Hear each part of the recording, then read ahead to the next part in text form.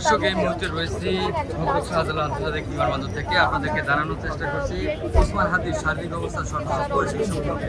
দর্শক কিছুক্ষণ আগে কিন্তু রাজধানী রেফারেল হাসপাতাল থেকে ওসমান হাদিকে হযরত শাহজালাল আন্তর্জাতিক বিমানবন্দরে আনা হয়েছে এবং তার যে বহনকারী যে এয়ার অ্যাম্বুলেন্স রয়েছে সেটি কিন্তু সকাল 11:20 দিকে হযরত শাহজালাল আন্তর্জাতিক বিমানবন্দরে অবতরণ করে। এরপরেই কিন্তু হযরত শাহজালাল আন্তর্জাতিক বিমানবন্দর থেকে দুজন সিঙ্গাপুর থেকে আসা দুজন চিকিৎসক এবারকের হাসপাতালে যায় এবং এবারকের হাসপাতাল থেকে কিন্তু তাকে নিয়ে কিছুক্ষণ আগেই শাহজালাল আন্তর্জাতিক বিমানবন্দরে আসে এবং আমরা যতটুকু জানতে পারছি যে দুপুর 2টা নাগাদ কিন্তু সেই এয়ার অ্যাম্বুলেন্স সেটি কিন্তু সিঙ্গাপুরের উদ্দেশ্যে যাত্রা করবে। আপনারা দেখতে পাচ্ছেন যে ওসমান হাদিকে নেয়ার যে প্রক্রিয়াটি সেখানে দেখতে পাচ্ছি আমরা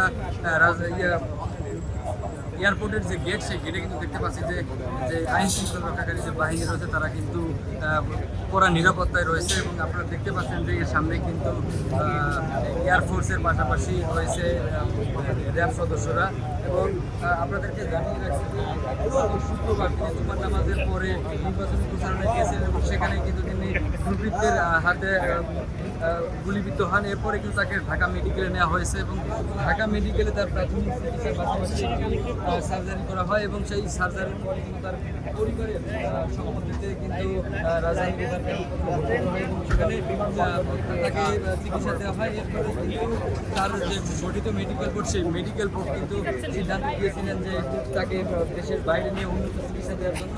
এরপরেই কিন্তু তার পরিবার এবং সরকারের পক্ষ থেকে কিন্তু বলা হয়েছিল যে তাকে তার যে উন্নত চিকিৎসা সেই উন্নত চিকিৎসার জন্য যদি দেশের বাইরে নেওয়া প্রয়োজন হয় তাহলে তাই করবে অন্তর্বর্তী সরকার। এরপরেই কিন্তু তার পরিবার যে সিদ্ধান্ত নেয় যে তাকে সিঙ্গাপুরে নিয়ে উন্নত চিকিৎসা দেওয়া হবে। এর মধ্যে কিন্তু বেশ কয়েকটি দেশে কথা বলে তার মেডিকেল বোর্ড সিঙ্গাপুর, থাইল্যান্ড এবং মালয়েশিয়াতে। এরপরে কিন্তু তাকে সিঙ্গাপুরে নেওয়ার সিদ্ধান্ত নেওয়া হয়। এরপরে এয়ার অ্যাম্বুলেন্সটি সকাল 11:20 কিন্তু হযরত শাহজালাল আন্তর্জাতিক বিমানবন্দরে হযরত শাহজালাল আন্তর্জাতিক বিমানবন্দরে অবতরণ করে। এরপরেই কিন্তু প্রায় দুপুর 1:30 দিয়ে কিন্তু তাকে এবারকে হাসপাতাল থেকে বের করা হয় এবং এরপরে নিয়ে আসা হয় হযরত শাহজালাল আন্তর্জাতিক বিমানবন্দরে এবং এই বিমানবন্দর কিছুক্ষণ আগে কিন্তু ওসমান হাদিকে বহনকারী যে অ্যাম্বুলেন্স সেটি বিমানবন্দরে প্রবেশ করেছে।